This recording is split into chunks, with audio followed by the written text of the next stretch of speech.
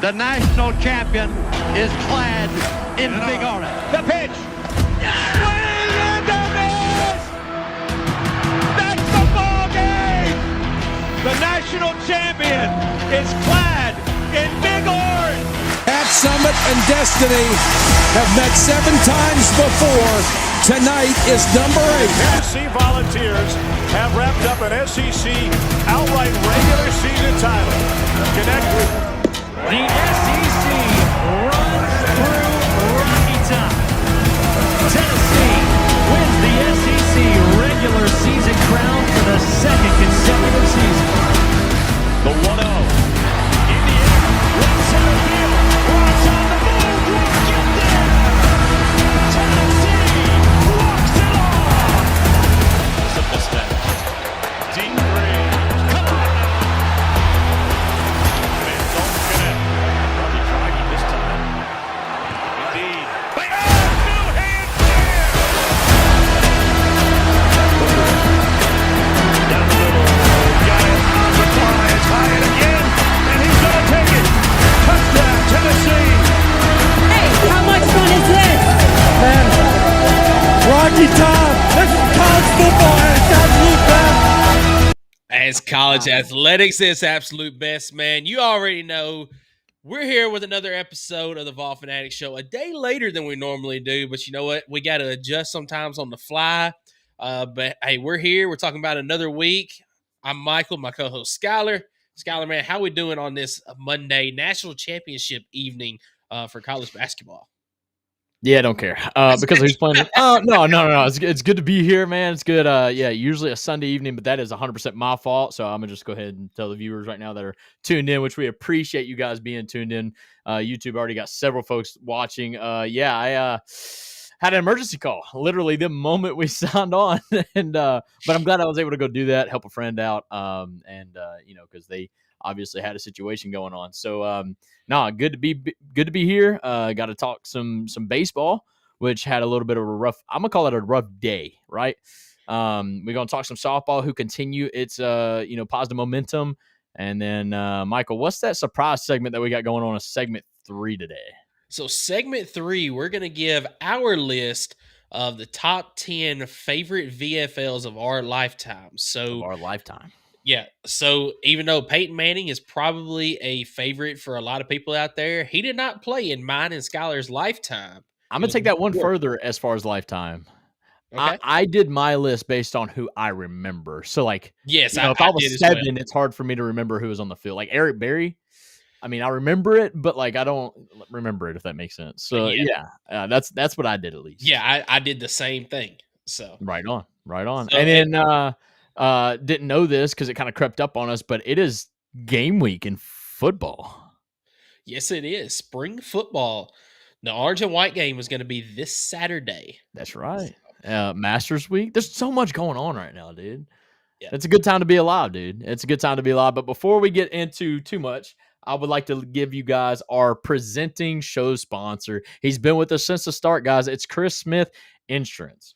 As a homeowner, Chris Smith was once let down by an insurance company. So he started his own agency where instead of feeling like a big company is fighting against you, you'll know that your agent is fighting for you. All insurance is not equal. Trust Chris Smith Insurance today, right here in Oak Ridge, Tennessee. Give him a call at 865-272-3387. Guys, again, what's so important about Chris, 1 is his customer service. 2, he's going to find you the cheapest rate at the best coverage. Obviously, you can get a cheap rate anywhere, but it's going to cost you that coverage. When things go south, he's going to make sure you're still properly insured. And also be there at your doorstep, because typically if you're going through a claim, it's your first one and you really don't know where to turn. And that's where Chris steps in and helps you throughout that process. Chris, we appreciate your continued support. Thank you so much. So we ran down. We're doing baseball segment 1. Yeah, baseball segment 1, softball segment 2, and then our top 10 is segment 3. We already got Tennessee Football 247 in the chat. He did not start the show with the usual, it's sad or it's good to be a Tennessee Vol, but he did say, I can't believe we lost to Texas A&M twice. And, we're going to talk about that, right? Yep. We're going to talk about that. It was just a bad day. It happens in baseball, and we'll get into it. But, Michael, before we do that, you want to give us our segment 1? I'll do it, man. Our segment one sponsor, you already know it is Optimal Asbestos Services. Optimal Asbestos Services offers detailed asbestos inspections and air quality assessments. Whether you're looking to secure your home or workplace, you can trust Optimal Asbestos Services to deliver thorough and reliable solutions.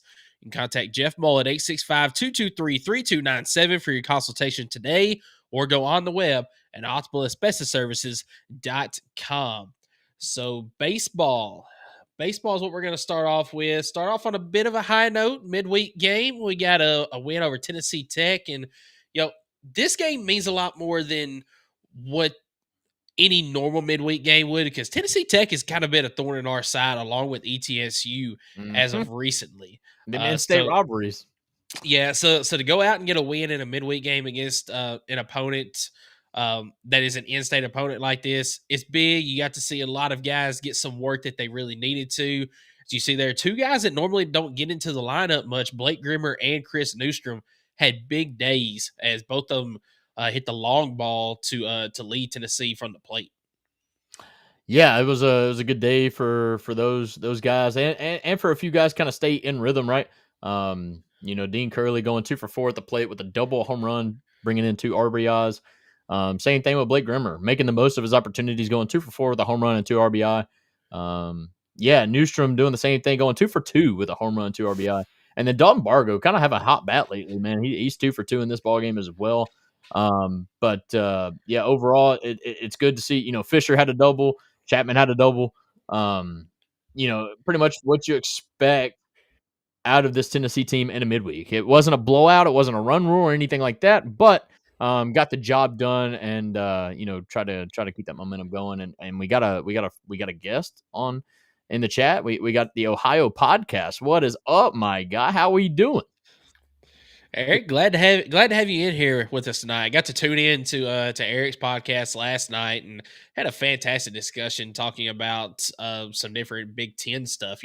That's the best thing about the College Huddle is you get to tune in to stuff that you normally wouldn't get to. Like normally, I would not care a thing about Big Ten football whatsoever, and I got to tune in to some very good friends last night from the OHIO podcast as well as the Boiler Express podcast. So fun time listening to them. Had a great show last night. But I bet their shows are so much better now that it's not just like straight up Ryan Day championship or bust type conversation.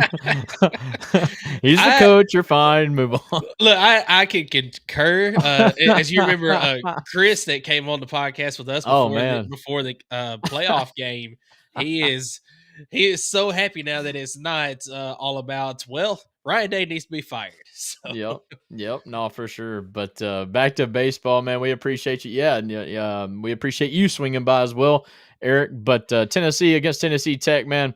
The pitching staff, we could go through it, but really this is just one of them games where you get an inning or two in, kind of get your arm loose, but nothing more, nothing crazy. But overall, I felt like it was a good win. Defense played solid.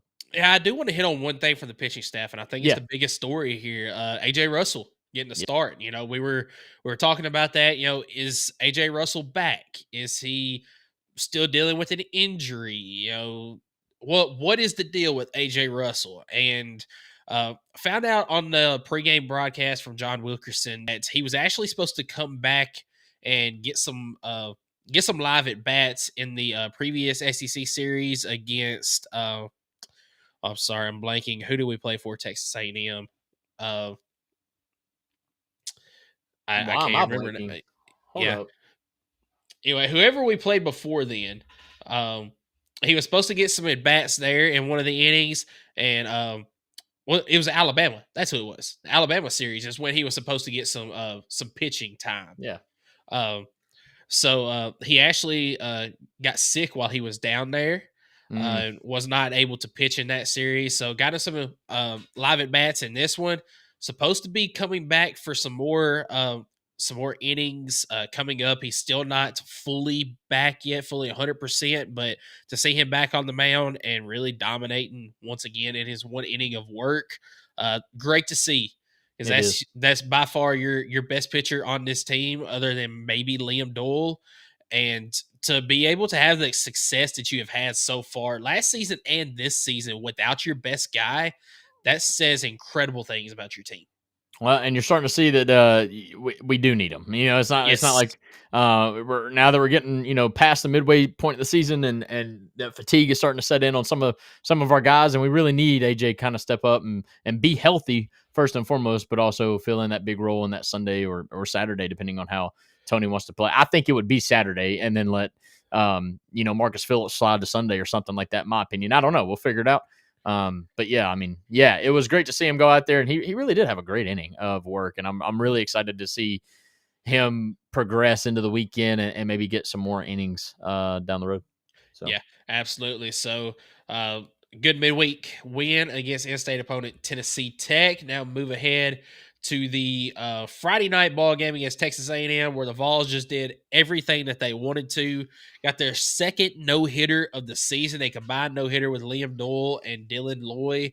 And Liam Doyle he literally did whatever he wanted to in this contest on the mound. As you see there, 6 innings, 8 strikeouts. The only blemish on there was the 2 walks and then the 2 hit by pitches. That's the only downside to the otherwise really perfect night that he had on the mound. And then, as you see, the Vols did their thing from the plate, getting the run rule victory in this contest. Yeah, I mean, even when Liam Doyle kind of, had back-to-back walks or a walk and a hit by pitch and got some folks on base, there was an inning there where, A&M was putting some traffic on Liam Doyle without even putting a hit up. But, credit to Liam and the defense for being able to get out of those situations every time.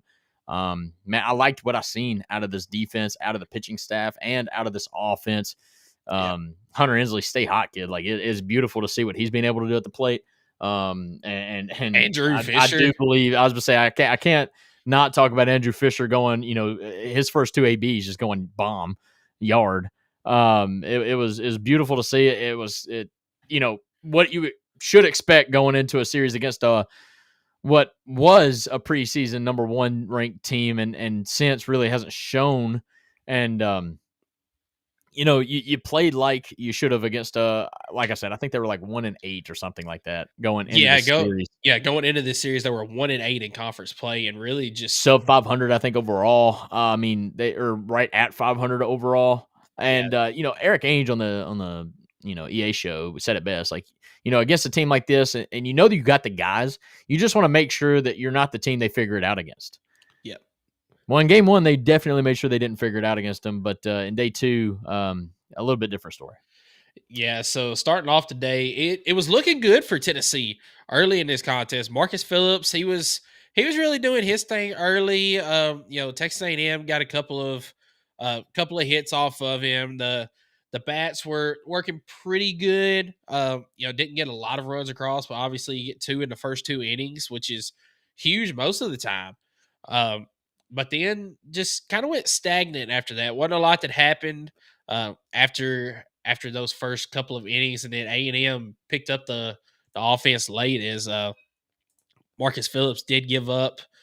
So he gave up 4 runs in the contest, did pick up his first loss of the season, and it was really that 4th and 5th inning that he started to get touched up some. Nate Snead didn't have his best outing either, as he came in the 5th inning, and he came in the 6th inning and gave up 1 run there, 1 run in the 7th, and also gave up 3 in the 8th before they brought in Brandon Arvidsson to finish things off. But that time it was a little bit too little, too late. The offense just couldn't get things going. Yeah, I mean this is baseball. In my opinion, like this is one of those things where it happens. Pitching staff got kind of roughed up a little bit. A&M figured it out. They've always had the talent. They just for some reason not been able to put it together. But in this game, they for sure did. And what was scary about this situation is one of their guys, maybe even 2, were just stupid hot. They had Sorrell. 2 home run day or in this game, 2 home run game, and then they had 2 other guys who had 3. Went 3 of 5. Yep. So, I mean, between 3 guys, we're talking, 8 hits, 3 home runs between the 3 of them. I mean, just that part of the lineup, and excuse me, but I'm talking about Keel, Harrison, and Sorrell. I don't know the first names. I'm sorry. But those kids, for folks that seen the numbers, number 3, number 13, and number 16 for Texas A&M, I mean, they were just hot. You could not get them off the plate. Couldn't set them down for whatever reason. It was just really impossible for Tennessee to get that done. And what that led to was honestly a pretty controlling win. I mean, A&M in this game going 5 straight innings with a run or more. That can't happen. We've got to have those 1, 2, 3 innings, get out of there, let the offense go back to work. And I think this is the first game in a while Tennessee didn't put up a single crooked number in the inning. Yeah, I don't know. You're probably right on that, but also a credit to Justin Lampkin on the mound for Texas A&M. Got into some trouble early, giving up 2 runs in the first 2 innings, gave up another run in the 5th, but he really did a pretty good job of setting down Tennessee at the plate. Went 6 innings strong, so that's a big key for a lot of teams whenever they play against Tennessee. Is if your starter can stay in there for the majority of the game and Tennessee does not get to your bullpen, then that's big. And Texas A&M in this game was able to do that, keep their starter in for 6 innings before going to the bullpen, bringing in Weston Moss to finish things off. And what about Moss just completely shutting down Tennessee? Only gave up 2 hits in the final 3 innings of the contest. That was big for them. Yeah, it was. And the fact that A&M didn't really let up. I mean, one, shutting down our offense, but also continuing to add to that lead, I think was clutch. And I think kind of like really, first time in a while, kind of felt Tennessee, couldn't come back from that, type of deficit in the bottom of the 8th or bottom of the 9th, because really and truly we couldn't. Not with the way we were hitting, not with the way they were pitching. And defense got to step it up. I'm still seeing too many fielding errors. Yes. But overall, like I said, this is baseball. You just can't let one turn into 2. And unfortunately for Tennessee, you had a double header. So when you face a team that's hot at the plate on a given day, good chance that they're going to stay hot, and they sure did. I didn't even watch this game, and it wasn't because it was a bad game. It was I can't remember what I was doing. But I think I was at a friend's house hanging out. But overall, I looked at the final score and was like, man. But I knew immediately what it was. I was like, man, A&M got hot in that second game, and they played on the same day. I think if I'm correct, I mean, they probably played within 45 minutes of the first game. So, they're still feeling it, and they were. I mean, coming out in the first inning, putting up a 3-bomb. Look, it's just baseball. I hate to be that team that I felt like A&M probably figured it out against. But A&M had like a revenge tour type of mindset after getting run ruled and no hit in the first game, but also dating back to the College World Series. I mean, this is a College World Series championship rematch, and A&M really took it to us in this Saturday. I think overall, the way I look at this, man, and we can go through the box score for sure, but this was a bad day for Tennessee. I'm not going to say it's a bad 2 games. It was a bad 2 games, but overall, it's just a bad day. That's what I'm chalking it up as, and I think Tennessee will definitely get past this. Yeah, I completely agree with you. And, you mentioned it. This was just Texas A&M staying hot from that first contest of the day. It was. And really after that 3rd inning, because, you see Texas A&M put up 3 in the first, nothing in the second, 1 in the 3rd. But then Tennessee comes right back in the 3rd inning to put up 2 of their own off of a Dean Curley single that scored Newstrom. And then Peebles also scored on a wild pitch. Peebles scored off of Dean Curley trying to steal second, and it was a bad throw there. So after that, you felt like, okay, Tennessee's about to get right back in this thing. Go 3 up, 3 down, the top of the 4th inning, and then we're going to put up some more runs. Texas A&M shut that down immediately. 6 runs there in the 4th inning, 4 in the 5th, and I mean at that point, even a team as good on offense as Tennessee, that's a big deficit to try to come back from, and Tennessee was just unable to do that.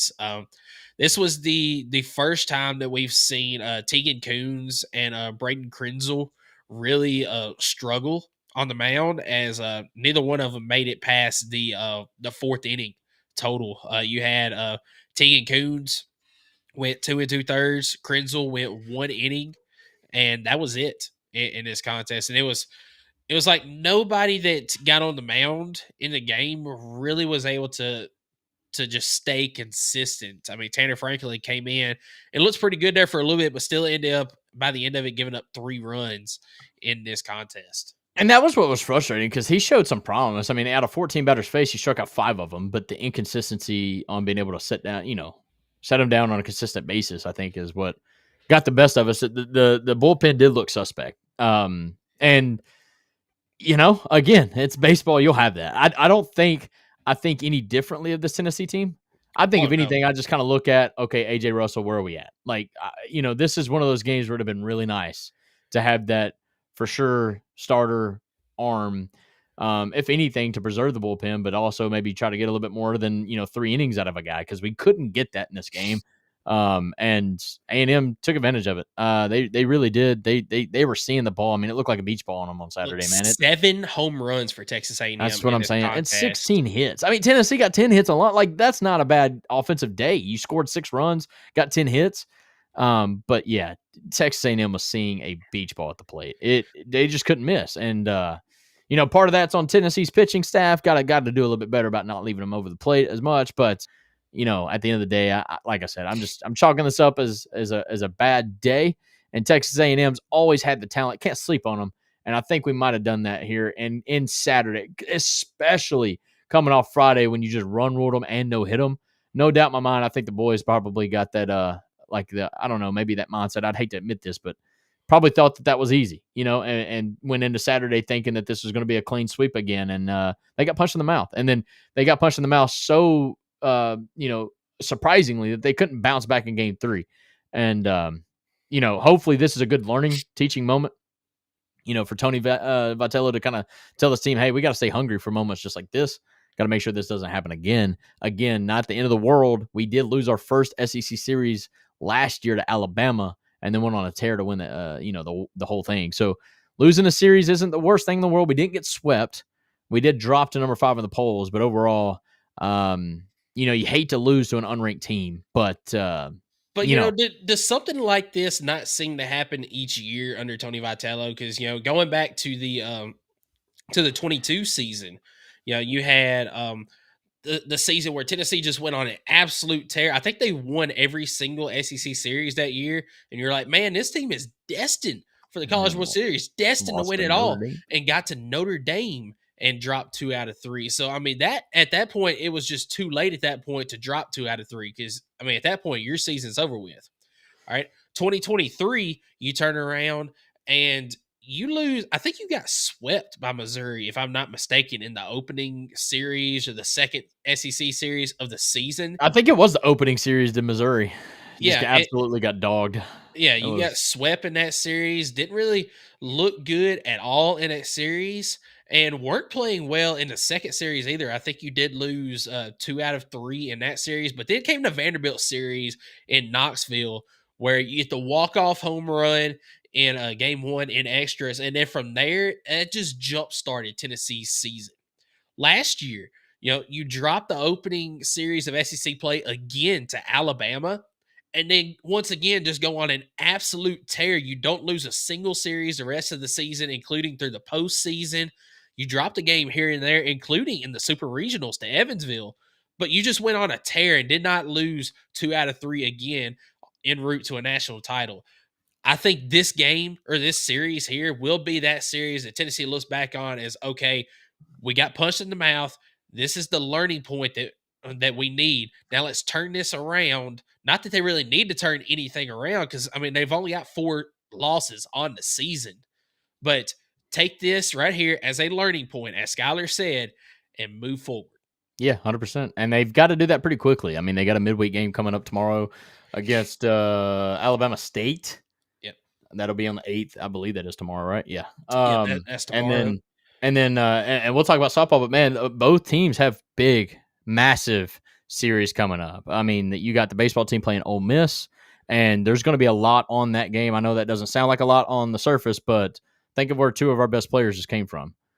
Ole Miss is going to have something to say about that, between Fisher and Liam Doyle, which is going to be that Friday night matchup, right? Liam Doyle is definitely going to be on the mound. Looking forward to that matchup. I think it's going to be big for Tennessee to really make a statement against Ole Miss. I believe it's a ranked team, maybe even top 10 in the nation. I don't know. I haven't really followed Ole Miss that much this year, but and then you look on the flip side, the softball team playing number 1 Texas, Yep. number 2 Texas, Number 1 Texas. Yeah. So, I mean, softball is going to have something to prove. Now, I know both series were at home this last weekend. Michael, do you know if both series are on the road? I know Texas. I know the softball team's on the road. Is Tennessee at home? So it actually looks like Tennessee baseball is at home, but Okay, yeah. softball's on the road.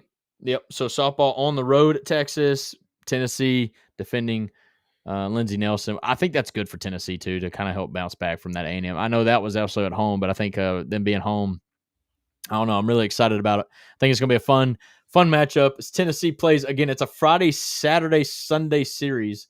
I'm not sure what the times are on that. Michael, do you know? Let me see if I can look that up real quick. Ole Miss away. Oh, yes, it is at Ole Miss. So yeah, I thought.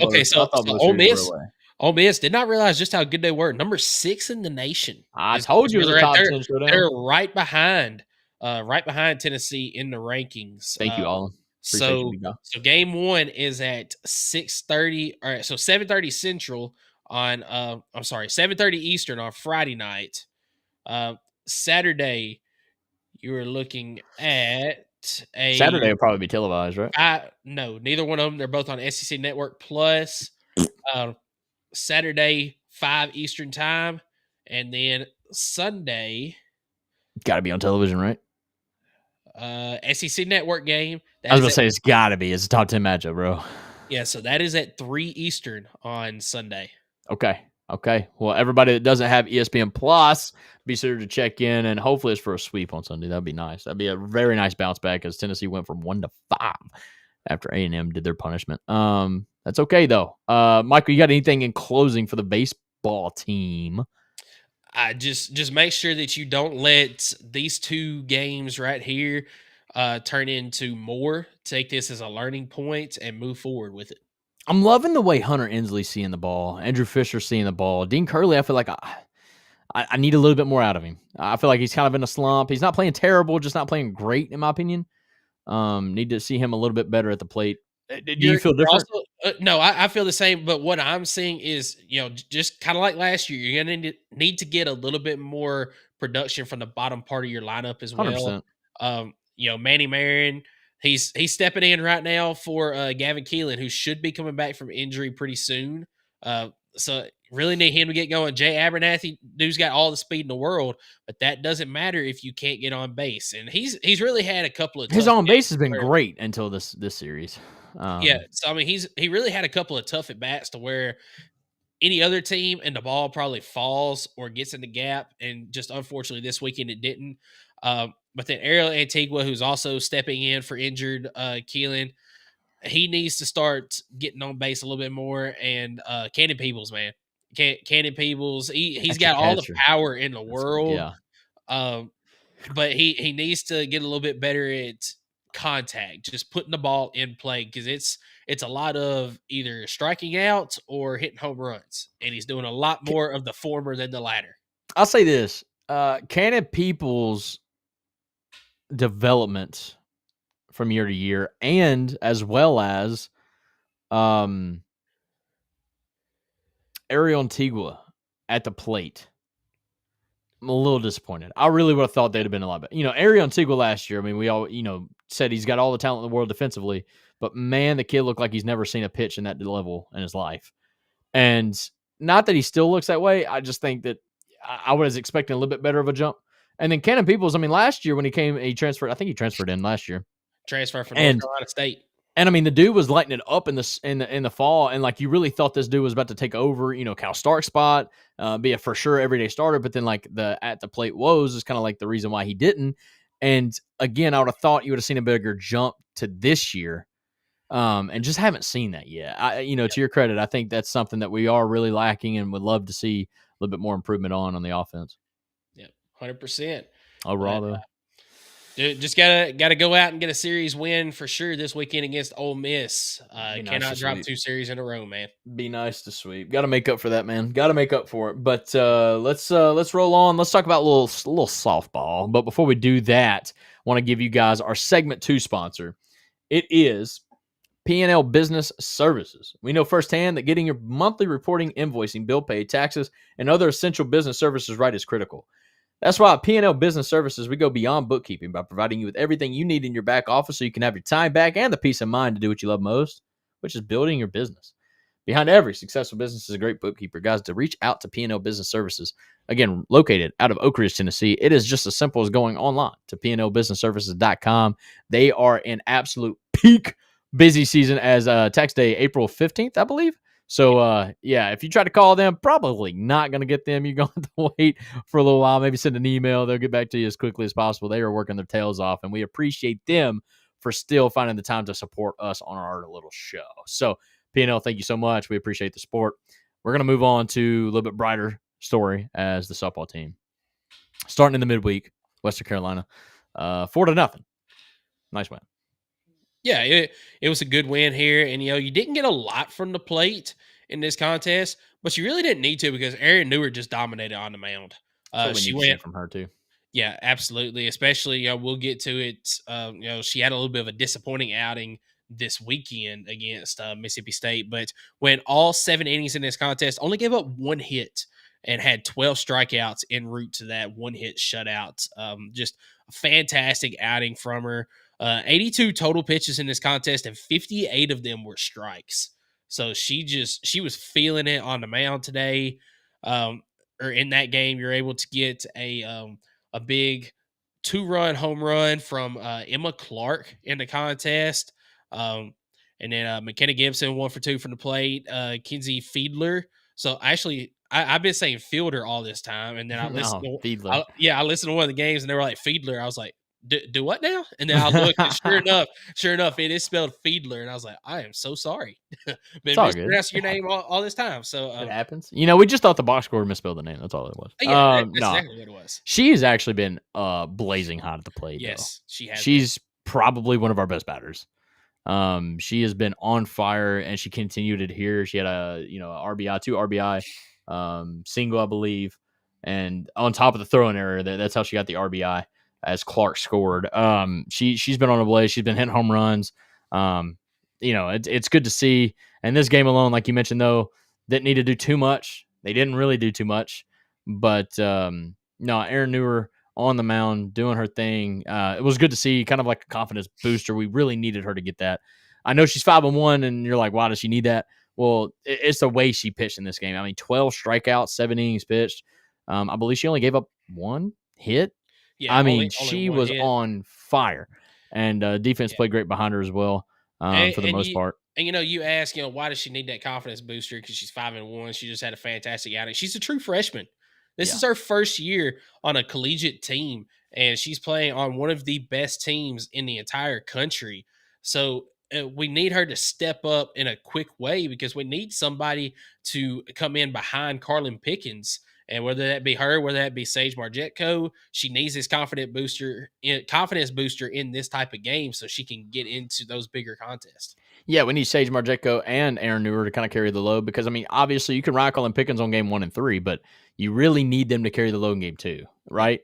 And, even if they got to work together to make it happen, but in order to secure some series, you got to have them being confident, throwing their best stuff in game 2. And this was huge for the Lady Vols, in my opinion, as far as for her to get that confidence, offense doing their thing, and the shutouts. I love shutouts. How many times did the softball team last year get shutouts? I felt like every other game they were going to shut out. So it was good to see that kind of get back in that rhythm there and take them into the weekend, which I think was very clutch. Yeah, and it was a roller coaster of emotions this weekend. As it started off on a high point. Dude, Friday was awesome. It was great. Yeah, get a run rule victory. Another the second one of the night, dude. It was, another shutout. As Carlin Pickens goes all 5 innings, only gave up 4 hits, 6 strikeouts in the contest. And you mentioned Kinsey Fiedler, man, 3 for 4 in this contest with a 3-run home run, I believe. Hot at the plate. So a 2-run home run, and then she had a 2 RBI single later in the contest. But yeah, she is red hot from the plate right now. Boo Gibson also hit a solo shot in this game as well.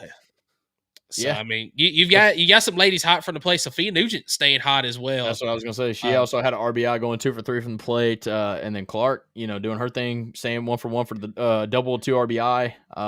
Laura Mailer 2 for 3. She didn't have an RBI, but scored a run off of it.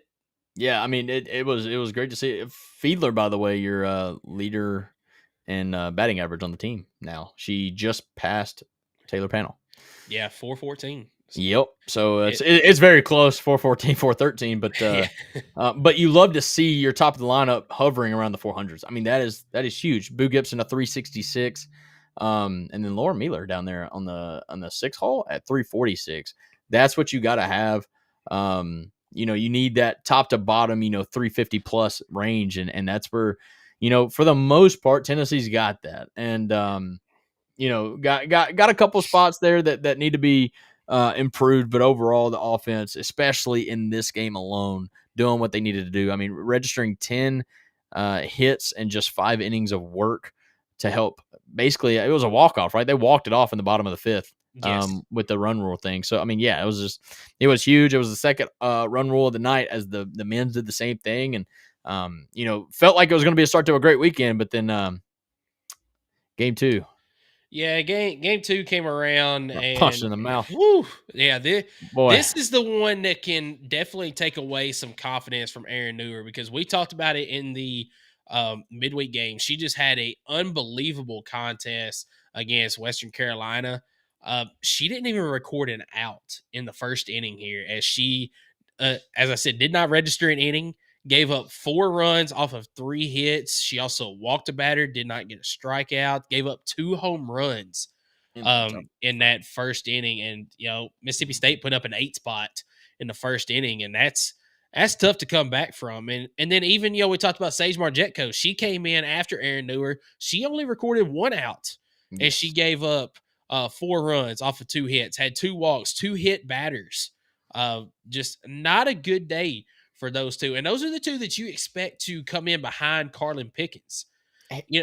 Used to in softball, if you had one dominant pitcher, you were good. I mean, you look at Monica Abbott for Tennessee back in the day. You had Jackie Traina from Alabama back in the day. Kat Osterman. Yes, Montana Faust. I mean, if Oklahoma's ace that they've had. Yeah. Yeah, I mean, if you had one dominant pitcher, you're set. But the game has kind of changed a little bit now to where you need to have at least 2. Yeah. And Tennessee's got Carlin Pickens, and who is after that? We don't have one yet. It's got to be one of Erin Newer or Sage Marjetko or even Peyton Tanner needs to step up. And she came in and she pitched pretty well for the rest of the contest. And she still gave up 4 runs, but she came in and she did her job after that, kind of containing the bleeding as well as she could over the remainder of the contest. I'm not that you need justification or anything. I'm a blame the Marjetko thing on the fact that I'm sure she had no intent on coming in on the first inning in this game and probably got rushed into the game. Now, she might have said she was warm or whatever, but I mean, just, the mindset of being that pitcher coming out of the bullpen and you're expected to come in 3rd or 4th and like, bam, you got to go in the first. That can play a mental effect on a pitcher, and I'm afraid that maybe that got the best of her. Now that can't happen. Moving down the road, like you got to be ready to go whenever. But that's what I'm going to hang my hat on this one. Credit to Peyton Tanner for kind of at least coming in and calming the storm a little bit. But Mississippi State coming out and just scoring 8 in the top of the first. I mean, come on, way to start a game, Mississippi State. Way to answer, by the way, the shutout that you got put through in game 1, and Lady Vols, to their credit, I mean, they did have a great, bottom of the 3rd to try to answer. But overall, you were still down at that point 10-4. And then you gave up 2 more in the top of the 6th. It's just not going to get the job done. And Mississippi State wins this one in their own run rule. So you get run ruled right after you got a run rule. It was weird how inconsistent this was. And it kind of scared me. Kind of the same thing with the men's, man. After you get punched in the mouth like that, after you just run ruled, how are you going to respond? And needless to say, the Lady Vols responded much better than the yeah, because both of these teams, the baseball and softball, it was double headers due to the incoming weather, trying to get it in, not have to back games up, anything like that. But in this contest, it was just like with the baseball in game 3. The the deficit was just too much to come back from. Even though your bats have been pretty good as of recently, it's too much to come back from. I mean, by the time you got the 3-run home run from Boo Gibson in the third, it was already 10-1. It's just too much to come back from there. But yeah, you mentioned it. Wanted to see how the ladies responded after getting punched in game 2. And the ladies responded really well as they came out with another shutout run rule victory, a 1-hit shutout in this contest. Carlin Pickens came in and she did her thing. What, in 10 innings, she only gave up 5 hits, I believe, in the 2 games that she pitched in. I mean, just beautiful. And it also beautiful how the offense helped her take a little bit off the, the pressure. I mean, we're talking, Taylor Panel, get back hot, 2 or 3 from the plate, had a home run, 3 RBI. Gabby Leach, 2 for 2, a home run, 2 RBI. Fiedler, 2 for 3. Morgan, 2 for 3. Boo Gibson had a home run herself, going 1 for 3, and Laura Mueller 1 for 3 with a double. I mean, you had production basically top to bottom of the lineup. That's what you got to have to help support Carlin Pickens. How many times have we talked about how great she pitches, but yet you lose a 1-0 game or something crazy like that, where she pitches her heart out and just has zero help from the offense. And in this situation, this ain't a typo. It's an exact same score as the game 1, just happened way different way. Tennessee this time answered early with a 5-run second to kind of put Mississippi State in shambles in the bullpen, and Tennessee took advantage of that. And I loved to see it, and loved how they answered, because again, this is in the same day. So Mississippi State was hot coming into this game, and Tennessee, the Lady Vols, were able to answer, shut them down, and secure the top 15 series. I mean, Mississippi State's a good team, and Lady Vols was able to get it done, and which sets up for a massive series this weekend against Texas, as I believe that's going to be a top 10 showdown. Lady Vols did not crack the top 5, did they? I do not think they did. I don't think they did, but it'll be a top 10 showdown for sure. Yeah, I can check that out, because they were ranked number 7 when they played Mississippi State. And got that series win, right? So yeah, and while I'm looking this up, we were talking about first inning, Tennessee didn't really get a lot going, but then the second inning, Kenzie Fiedler, had the RBI single to get things started. And then right after that, Taylor Panel, which, by the way, Taylor Panel, have yourself a season so far. She's been one of the hottest batters on the team so far. As she hit most home runs on the team, right? I believe you're correct. Yeah, I believe. Yeah, Wish I knew how many. I was gonna say, give me just a second on that as well. So, good. Taylor Panel home runs. Yes, 14 home runs on the season. Next highest is Boo Gibson with 10. Sophia Nugent right behind with 9. So yeah, Taylor Panel is seeing the ball. And then we talked about Boo Gibson. She added one herself in the second inning. That's right. Gabby Leach with a RBI single. And then she also hit a solo shot, which ended up being the walk-off solo shot in the bottom of the 5th inning. What a story for Gabby Leach. I mean, if I'm reading this correctly, because I didn't see it, I'm so sorry, but she bunted to do a job. There ended up being a fielding error, which is exactly how there were scores. So she did it both ways. She took one for the team, she laid down a bunt, and she did the job. Ended up working out for her. And then she comes around, gets the green light in the bottom of the 5th, and she goes, yeah. I mean, that is what baseball, softball is all about, right? Doing your job. You have the power, you want to hit, right? But as a teammate, and as a player, you got to do what the coach is asking you to do, what the team needs you to do. And she was able to come through in both ways. I think that's massive. I think that's a huge confidence booster for Gabby Leach, and looking forward to seeing how that kind of improves her game going down the road. Yeah, absolutely. So Tennessee did not quite crack the top 5, as they are number 6 this week, going against number 1 Texas. That's all right. Have a late night game on Friday night against Texas, as that is on ESPNU. So that will be on prime television. 9:00 Eastern is going to be first pitch in that contest in Austin, Texas. Then let's go over to Saturday, and you have a 6 Eastern time first pitch on ESPN. So 2 primetime games, or prime television games. And then on Sunday, you've got the SEC Network Plus game. That first pitch is at 1 Eastern. So you get 2 really good TV games in games 1 and 2. And how crazy but how awesome would it be if Tennessee goes out? You already took 2 of 3 from Oklahoma, who is the defending national runner-up. Ooh, easy. I know where this is going. Easy. And then you go out, and then you go out and you take at least 2 of 3 from Texas, and both of them be on the road.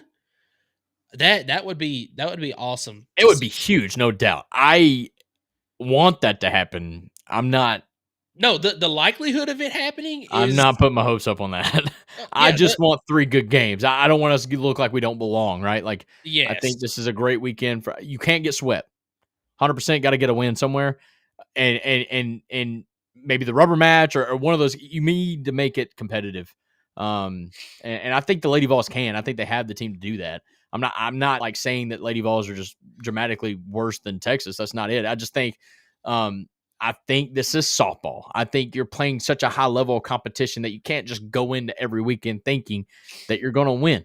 And I mean, you need to go into that weekend thinking that, but as a fan myself, I'm kind of weighing the odds here. Like, okay, we got a massive win against Mississippi State, top 15 foe. We had a massive series win against Oklahoma, top 5 foe. Can the Lady Vols keep it up? Man, I'd love that. And maybe they do. Who knows? And if so, then, man, I think we have a really good team. But I think you get at least one of the 3 because you've got the reigning SEC co-pitcher of the year from last year. She was a national finalist for pitcher of the year. Ended up being Peyton Gottschall that won it last year over her. Her teammate won it over her last year. So, I mean, I think that's going to get you one as long as your offense can get across a couple one of her runs. Yeah, because she's going to pitch in game 1 and game 3. You got to get one of those. Yeah, for sure. Yeah, so you're going to get one there.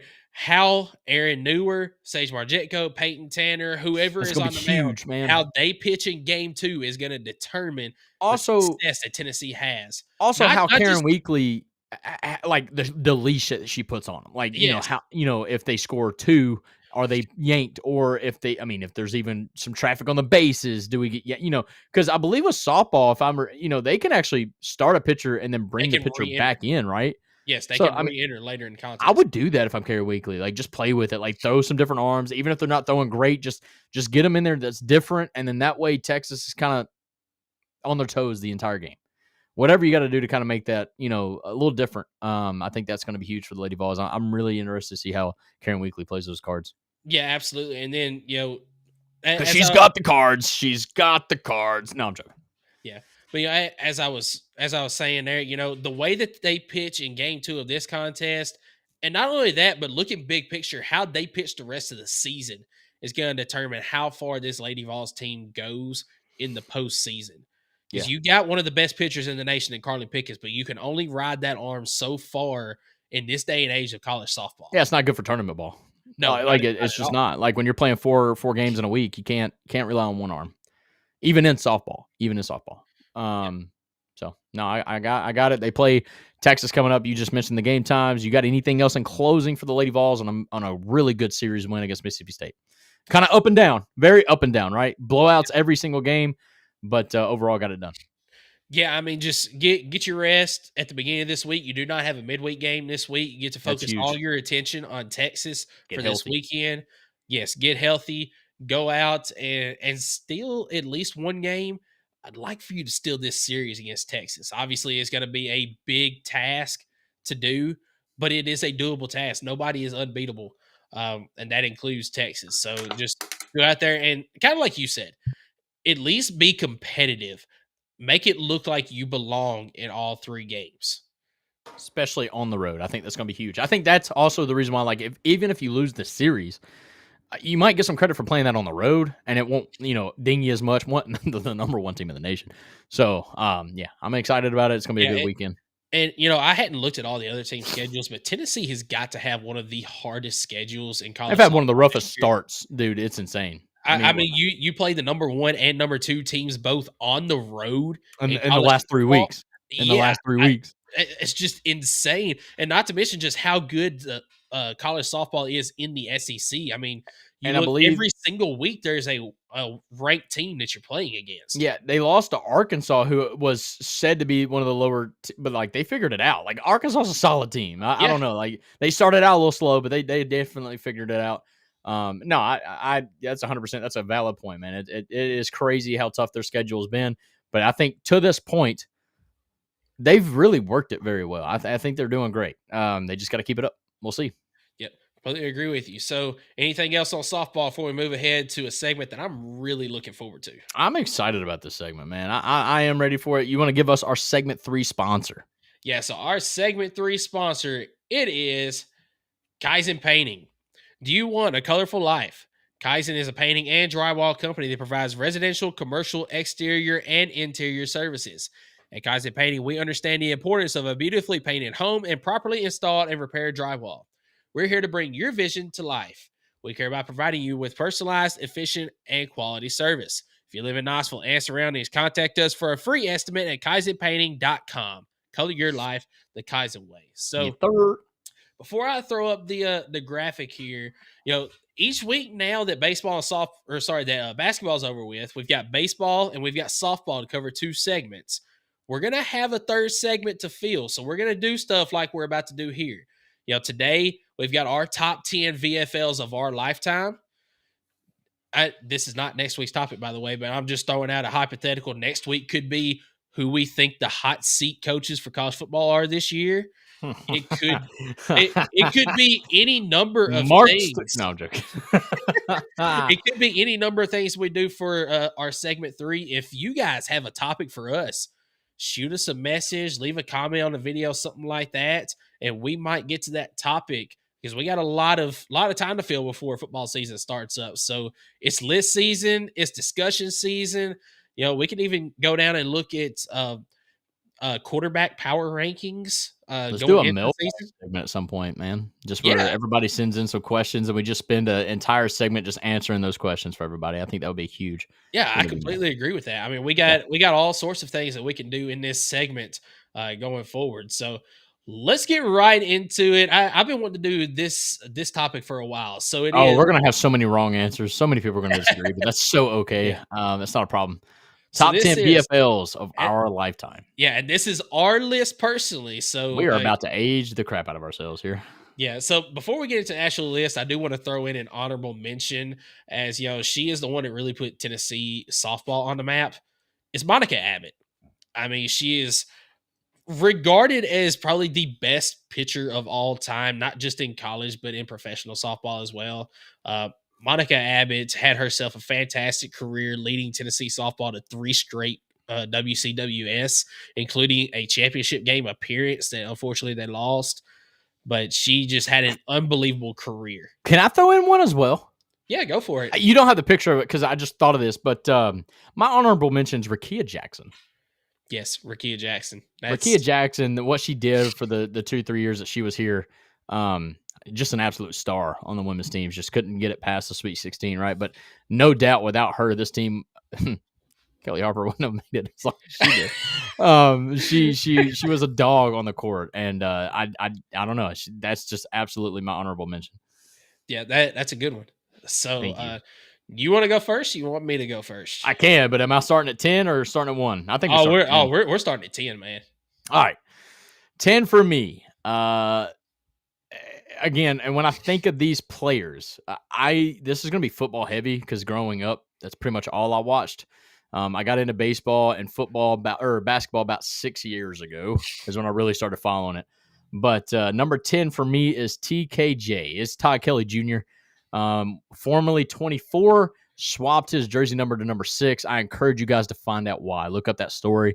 It's meaningful. It's impactful. And I love that as bad as Butch Jones was, Todd Kelly Jr. didn't really give him an option. He was changing his number, and I'm just glad that they allowed him to do that. But the memory of the against Florida when he picked off the ball to seal the victory, that like is a core memory for me. Everything that this dude has done for the university, what he continues to do today as a man, just absolute one of my top 10 VFLs for the university. And I don't even honestly, I kind of feel bad that he's at 10.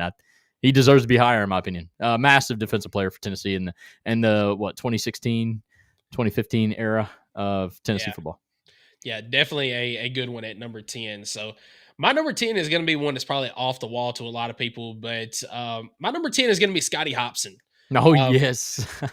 Scotty Hopson played from... Look at that fit, dog. That's awesome. Yeah, played from... That's Bruce Pearl. Yeah, it was Bruce Pearl. Yeah, played from 2008 to 2011 at Tennessee and had himself a fantastic career there. And he improved each year, not just as a scorer, but as a defender as well. But he ended up in his junior season, because he left before his senior seasons, scoring 543 points alone in his junior season. He was on the team that took Tennessee to their first ever Elite Eight, really leading the way that season. He was just one of my favorite players, played with so much energy. He would knock down a 3-1 minute, and then the next minute just come in from the baseline and catch an alley-oop and just absolutely throw it down. So Scotty Hopson is going to be my number 10. So he was the original DK.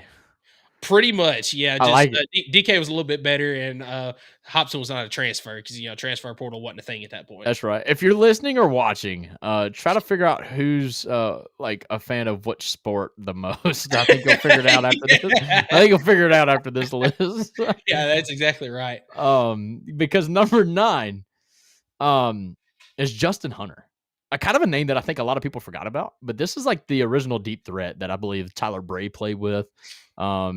Maybe a little bit I can't remember, but I remember as a kid, like this dude was catching deep passes, and like you knew if it was getting thrown to him, it was a touchdown. And I think he ended up going pro, even went to the Titans for a little bit, but no doubt his glory days were at Tennessee. And I just remember the big plays that he made as a wide receiver. And as a kid, I'm like, man, what is that one player that I want to see? It was Justin Hunter growing up. And that is why he is my number 9. And I don't even feel bad about this one either. This is a good pick. And I think I think it's a name that maybe a lot of people forgot about.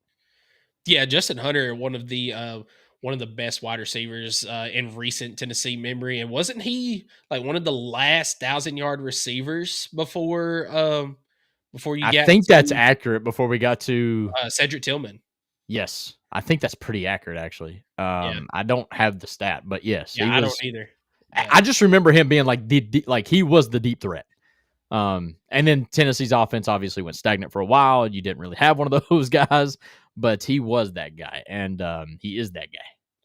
Yeah, absolutely. So my number 9, I'm going to go over to the baseball diamond. It's Kirby Cannell, man. The stash. I mean, he's all-time leader in games played for Tennessee. He went in 2020, only got to play in 4 games in that shortened season, but then played in 26 games in 2021, 30 in 22, 33 in 23, and then 24. In 2024, he played in 36 games. And, he really improved each and every year, but he was never bad. He would have his bad outings every once in a while, but he was so consistent. You could always rely on him to come in there and do a job. And even though he wasn't the fastest thrower out there, he just hit his spot so well that nobody could touch him. I mean, in the championship series last year against Texas A&M, they got to see him in all 3 games, if I'm not mistaken. And they just could not touch Kirby at all. And it was like that just about every time that he came on the mound. So Kirby Cannell, all-time Vol for life for me, number 9 on my list. That's a good one. And I think with Kirby, he proves that confidence can go further than skill. Like, because he didn't have the most filthiest of pitches, but when he was on the mound, he was confident in himself that he was going to put the ball in a place where even if you got to it, it's going to be hard for you to put it in play.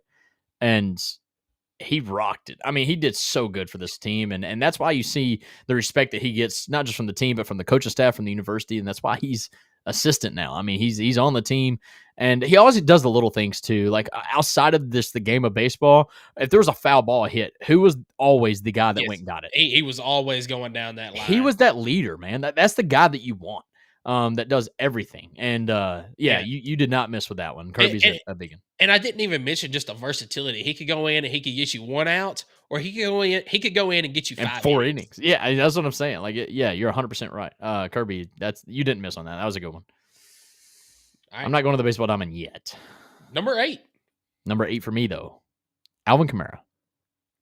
That's probably a little low on the list. But I think of a guy that one of the best running backs in the history of Tennessee. I think still underutilized, but then you've seen what he's doing right now in the NFL and still representing the University of Tennessee. Speaks volumes to me. I mean, this is peak childhood. You know, I was in high school watching Tennessee. This dude was lighting it up, making it look easy. Even the game that we lost to A&M. I mean, this dude just popped off. And you know, I wish we got to see him a little bit more in the orange and white.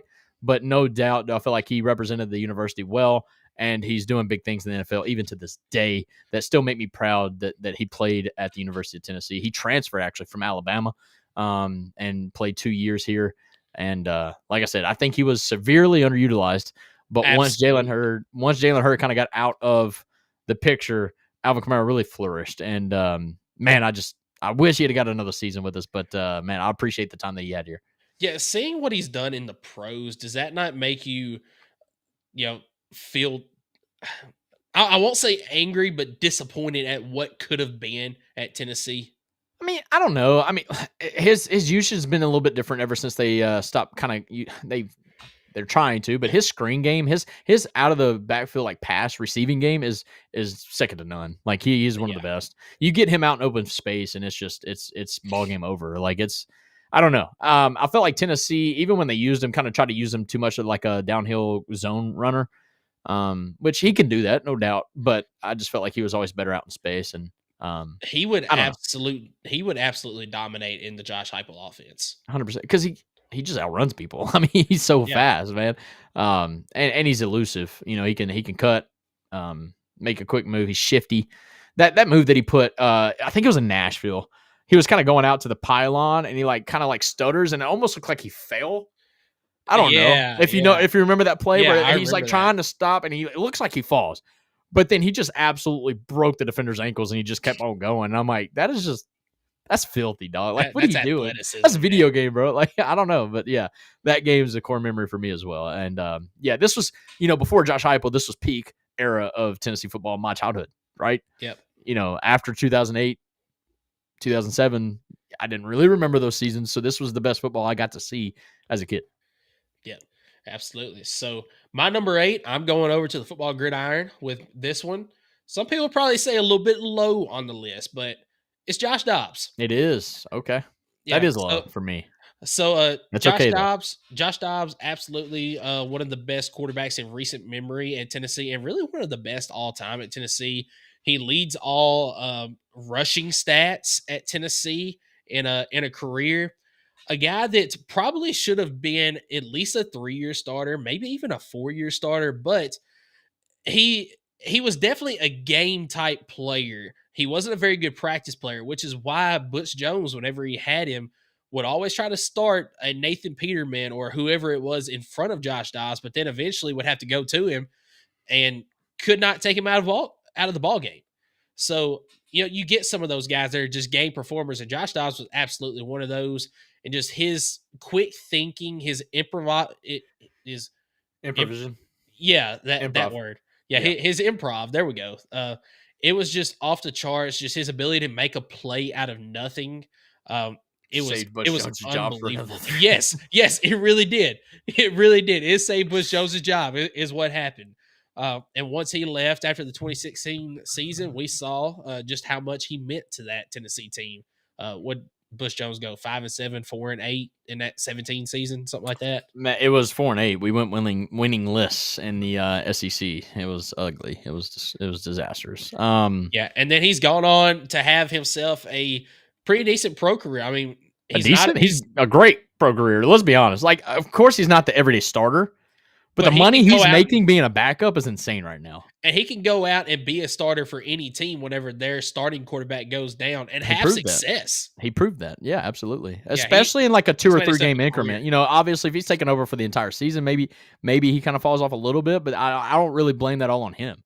You look at Minnesota Vikings, and he won the first 2 starts, and then you've seen the offense change. And I didn't like that. I don't blame that on him. I blame that on Coach O'Connell. 100%. And I don't know why they didn't just let Josh Dobbs kind of play backyard football. I feel like that's what he's best at. And when they started running plays that kind of almost told Josh Dobbs where to go with the ball rather than just letting him play football. It definitely hurt the game. It hurt their offense. But like I said, I think we both agree that's not necessarily Josh Dobbs' fault. But hey, he played good enough to land himself a deal. I think he's now, where is he now? New England Patriots? He's with New England. Yeah. Yeah. He's Drake May's Signed, backup right now. I think he signed like a 2-year deal too. Like he's making money. So, good for Josh Dobbs. Yeah, absolutely. So number 7 on your list. Number 7 for me, I'm going to basketball court. Right around the time I started watching basketball, Grant Williams. I kind of wanted to do Grant Williams, Admiral Schofield, like because to me that's 2-1. But what these guys did, obviously they didn't make it to the Elite Eight. But what they did in the regular season, they won the regular season, right? Or did they win the tournament? I think they won the regular season SEC. Yes, because they didn't win. They won the tournament a little bit later. Yes, but just really put Tennessee. Not that they weren't on the map, but like this is what kind of boosted Rick Barnes into really putting Tennessee and his tenure and his career that he was about to build started with these guys. And Grant Williams, just the foundation of that. Whatever what he did here at Tennessee and what he's continued into the NBA. Just a massive VFL in my opinion, and one of my favorite basketball players. Yeah, absolutely. I mean, that's a great pick. Back-to-back SEC Player of the Year awards. Yes. He was in the running for the Wooden Award in his senior season. That's a great pick at number 7 there. One that you'd be proud of, basketball guy. Oh yeah, absolutely, man. Yeah, he's probably your number 1. No, I'm joking. Spoiler alert: he actually did not make my list. Oh no, you ain't a basketball man. Then. Never mind. Look, he's a great player. He wasn't necessarily one of my favorites, though. Fair enough, but I like the way he carries himself, and to me that means more than almost the play itself. Is like how are they as a man, and how do they represent the university? Yeah, 100%, man. I'm also going to the basketball court for my number 7, a guy that just recently finished his career. Zakai Ziegler. No, I thought you were about to say Donkey Eggs. No, Zakai Ziegler. Yeah, Zakai Ziegler, man. A guy that did not have a single Division I offer coming out of high school. Rick Barnes just so happened to go to a AAU tournament game that he was playing in, and he said, "I want that guy." And he went out. He got Zakai, and all Zakai said to him was just, "Hey, give me a shot. That's all I asked for. Give me a shot." And I found out after Zakai finished his career this season that the plan was his freshman year to redshirt, which would mean that he would not have played in the 2021-2022 season, and he would be back for next year's squad. But when Coach Barnes put him on the court, he realized I can't take this dude off the court because of what he does on the court. And granted, he did have a lot of struggles early on. He had a big turnover problem.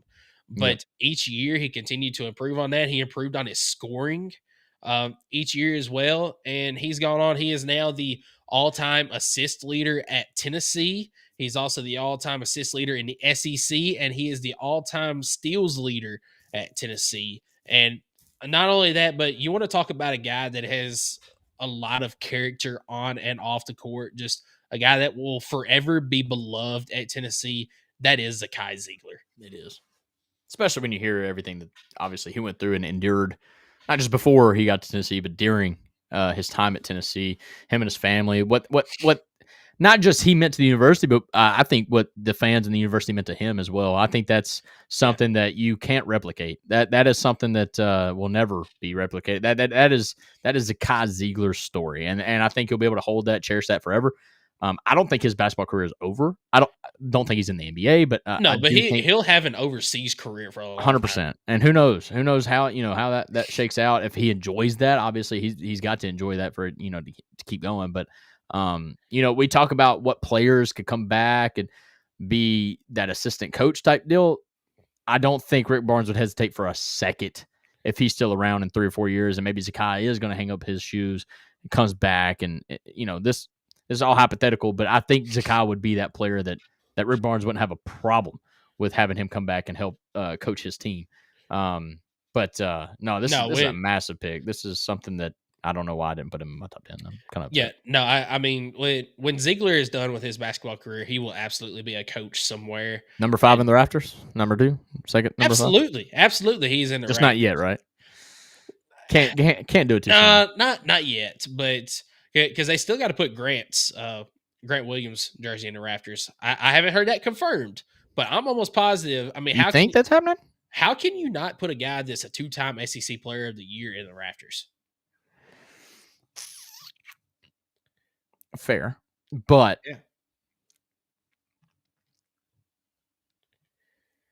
Sweet 16 is as far as it went.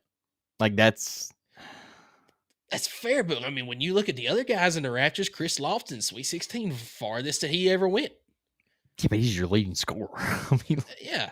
I mean, he was also like a 2-time, was he not? Maybe even 3. No. He was for sure 1. He might have been 2 as well. Okay, fair point. All right. Yeah. Maybe you got a point. I don't know. I just think we're maybe trying to retire too many jerseys. Like I don't know. Well, see, I'm not to the point. I've heard somebody throw out, well, why not go ahead and retire Admiral as well? Admiral should not be retired, and not taking anything away from what Admiral Schofield did when he was here. But I remember him more for he played great basketball. Yes, but his voiceover video that he did for the hype video for the football team, word. Yes, that was amazing. Anytime I hear, I'm like, that's that. It's sad that I say that, but I remember him for that video more than anything.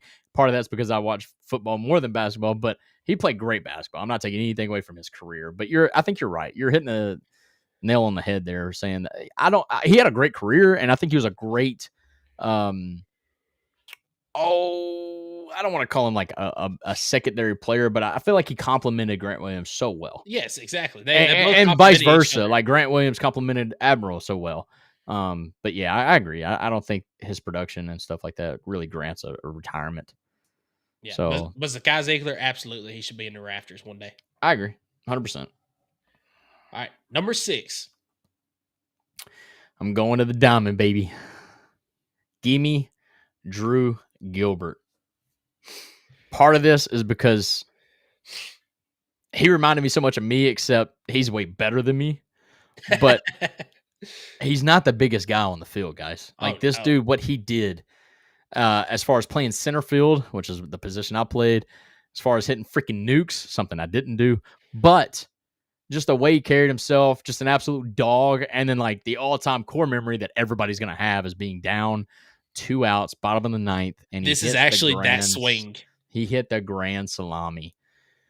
And sure, people are going to talk about that bat flip, but you know what? I'm glad he did it because you're going to talk about that bat flip. I don't care. Like just the aura that this kid has and what he's doing right now in the pros, he's doing so good. I don't think he's made it to the show yet, but man, he's been lighting it up. And AAA and man, I just VFL, this guy has it. Like, is it like 100% baseball guy? This is the guy that had the heart, the belief, and the confidence to go out there and do everything that his coach needed him to do. And he played center field so well as well. Like defensively, he was just he was a baller, and he laid the foundation, I think, for the outfield, because you've seen outfielder after outfielder after Drew Gilbert came through, just how well they played the position. I mean, look at Hunter Inslee, look at Guevara's Tears, the way they played that position. And I don't know. I just this is a baller. And he was on a great team, probably one of the best baseball teams in college history, just unfortunately shadowed by the fact that they didn't win. I don't even think they didn't even make it to the World Series, right? In their season where they his senior season, they did not. So that's the only thing that kind of shadows his career at Tennessee. But other than that, I mean, just absolute one of the best. Yeah. So before we move on here, just want to give a shout out to my cousin Ruby. I just got a text from my mom. She said that they are watching the podcast live right now, and she's yelling at the phone, "Hi, Michael. Hi, Ruby." Or hi, Skylar. So yep, that's right. So Ruby, appreciate you watching. Look at that. My dad didn't come in here and said tears, man. That's his guy. That's his guy. Yeah, exactly. 100%. So, spoiler alert, I've got his jersey, but Dylan Dreiling did not make the list. I'm sorry, but he should have. But yeah. So my number 6 is actually Drew Gilbert as well. What? Dang, we got the same. Okay. Yeah. So for spoiler alert, we did not talk about these lists. We did not. So it's kind of cool. You didn't even have to change the graphic. You know what I'm saying? Yeah. So Drew Gilbert, number 6, for the same reasons that Skylar said, and he will always be remembered for that walk-off grand slam against Wright State in the 21 season. And The 2020 season, he actually started off really well. In 15 games, he had 14 hits in that contest, 3 doubles, a home run, and that was a season that I feel like could have been really special for Tennessee just because of what they had. You had Garrett Crochet on the mound that season as well. You had Tony Vitello seems to think that could have been one of the best teams that he has had, and it just got cut short due to COVID. But then 21, he showed up and he was doing his thing in let's see, in 68 games, he had 10 home runs, 62 RBIs. And then in the 22 season, 58 games, he had 11 home runs. And not just what he did on the field as far as from the plate and his defensive prowess and all that, but the vocal leader that he was, the team seemed to go as he went a lot of times, even if he wasn't the best player on the field. And I think a lot of that Notre Dame series, his senior season where they ended up getting beat in the Super Regionals, if you remember, he got ejected in game 1, I believe it was, a game that Tennessee won, if I'm not mistaken, and then they dropped games 2 and 3. So he did get to come back for game 3, but he just did not have a good game in that one. And I feel like that took a lot of momentum out of Tennessee's sail whenever Drew Gilbert got ejected in that series. Yeah, he's your tone setter, and you lost him for the game, and a very important game at that. But yeah, I mean, what are you gonna do? To me, I will always remember him, not just for that Grand Slam. Obviously, that's the one that everybody goes to, just because of the cinematic feeling that was of him coming through. But like, that was his career at Tennessee. Like, you always felt like he was going to come through with either a massive hit or a bomb. And like, that helped cap it off to like make it feel valid when he hit that hit. And that's how Drew Gilbert was here at Tennessee, especially his final 2 seasons. But like you mentioned, even in the shortened COVID year, but now the shortened COVID year, Tennessee baseball was off to a hot start too. Like, yeah, Tony, 52 record. Yeah, we think of this baseball team as being like a 2 or 3 year hiatus. Like, no, it could have been like a 4 or 5 year had it been for the COVID year actually playing out. I mean, this team was as hot as they were ever, and got shot. I think they only had like 1 loss going into the final game or whatever that they had. So, yeah, you can't go wrong. This is a great number 6, clearly, because me and you both had him at number 6. So my mom corrects me in the comments. Niece, not cousin. I'm sorry. Come on, Funkle. Yeah, Jesus. I was speaking out of the side of my mouth there while trying to have a different conversation here on the air. So. It's fine. It's fine. Yeah, I'm gonna go on with everyone knows what I meant. So yeah, totally, dude. Number 5 for me. I'm going back to the gridiron football. To me, this was the absolute most electric player I think I've ever seen play at the University of Tennessee. It's Cordell Patterson. This dude, no matter where or how he got the ball, you thought this was NCAA 2008 and the dude was taking it to the house. Didn't matter how. I mean, and I think was it NC State? Was it NC State in like the kickoff game or something? I mean, it was unfair. The dude was going sideline to sideline, cutting back. Like, this dude, I've never seen it. It literally looked like he was being controlled by a joystick. And the way he could plant on the run, I mean, go from full speed to dead stop to back to full speed. He's so good. He literally still has a career in the NFL, being the position that he is in. I can't say one of, but then say it is my favorite player at University of Tennessee. It sucks because the teams were bad, but was this not Derek Dooley days? That was the Dooley years. That was the orange only, pants. The only bright spot about the Dooley era was Cordell Patterson. Yeah, it was like Lane Kiffin and then Dooley, and yeah, Tyler Braid to Cordell Patterson was just a really good connection that I just wish they had better coaching, man. That team had so much potential. And this guy, I'm just glad it didn't hinder his professional career because, I mean, this dude's a dog and was absolutely the most electric player I've ever seen at the University of Tennessee. And what about his versatility in the NFL? Started off, he was a wide receiver at Tennessee. Yeah, then I think at the Atlanta Falcons, he literally played running back and receiver. Yeah. Yeah, so he's been a punt returner, kick returner, all of that. So yeah, I mean, very electric player and a great pick at number 5 here. Thank you. I that I didn't even have to like research that. That was like, I know, like Cordell Patterson was the guy. When I played NCAA, like made sure he was my guy. Like, yeah, So my number 5, I'm also sticking with the gridiron here. It's Hendon Hooker, man. I Another see one what you that, did there. Number yeah, 5. another one people could say that probably should be higher on the list, but Yeah, but you like to basketball, me, so it's fine. I've got a couple of other people that's mean a little bit more to me No shot. growing up. You're lying. So I'm not. You're lying through your teeth. No. This is the only dude that beat Bama that you can remember, dog. That is correct. I know it's correct. That is I know correct. it's correct. Because I vaguely And remember Florida, might I add. I vaguely remember the Eric Ainge year that they beat Alabama, but I don't remember the feeling of it like I did with Hendon Hooker. So, but Hendon Hooker, the transfer in from Virginia Tech, and wasn't even the starter coming into the season. Wasn't even Heupel's guy. Yeah, he wasn't Heupel's guy. He came in with Jeremy Pruitt before Pruitt got fired, decided to stick around, and when Joe Milton got hurt in the Pitt game, Hendon Hooker stepped in and he said, "I'm not giving this job back up." And he went on to have a fantastic season. 31 touchdowns to 3 interceptions in that 21 season, led Tennessee to 7-6 overall. Should have been better because we should have beat Ole Miss. Should have beat Ole Miss. Purdue. We beat Purdue. Dylan Coombs, if you're watching from the Boiler Express podcast, I'm still salty about that game, by the way. I think he would. He's not going to admit it, but like 100% forward progress wasn't stopped. No, it's fine. We're not going to go down that rabbit hole. It's fine. But I will tell you what their comment back to that is, because I've had this conversation with him. Apparently, one of Tennessee's offensive linemen pulled him across. I personally, they barely call that. Okay, whatever. I personally didn't see it, but anyway. It's fine. But then the 2022 season, just another fantastic season. Only played 11 games. Unfortunately, went down to injury against South Carolina, a game that we don't want to relive. 27 touchdowns to 2 interceptions. Should have been the Heisman Trophy winner that year, and I think would have won it had he not gone down with injury against South Carolina. He revamped and really gave hope to a lot of Tennessee fans that thought, are we ever going to get back to national relevance in college football?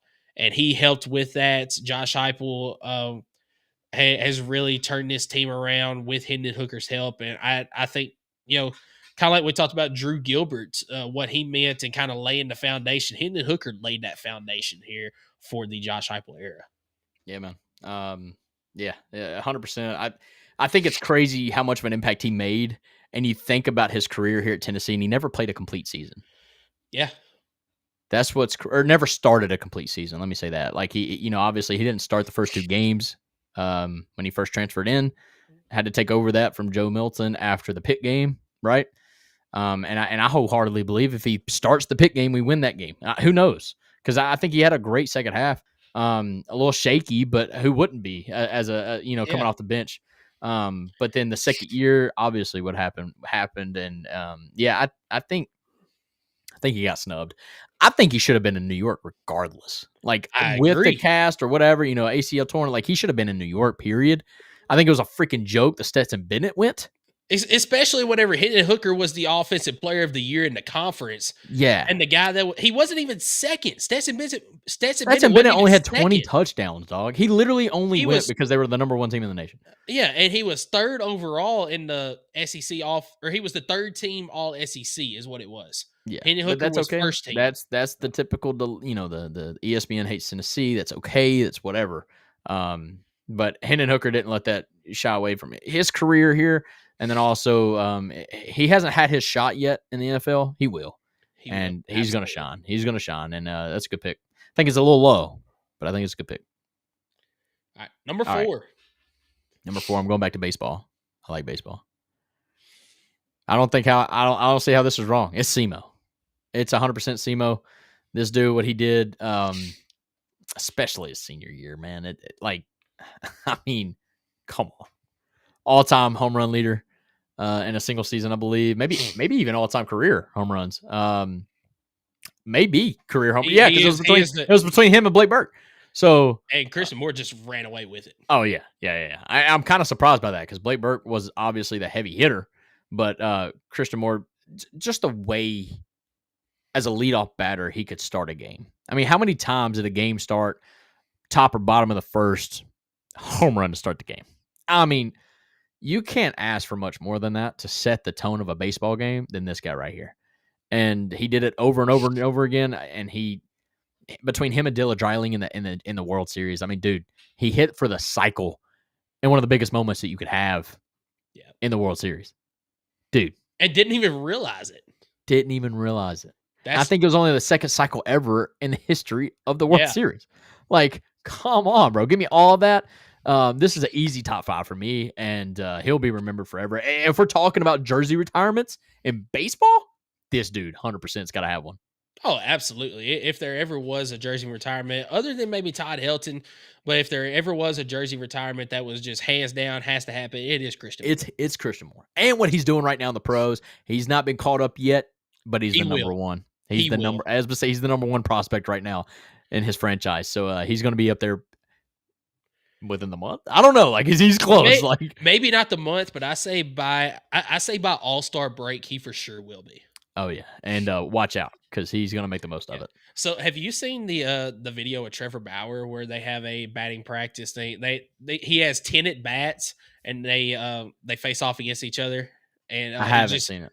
So he hits an absolute nuke off of Trevor Bauer. Of course he does. So yeah, just unbelievable. But yeah, Christian Moore. That's definitely a great pick. Did you pick Christian Moore in yours?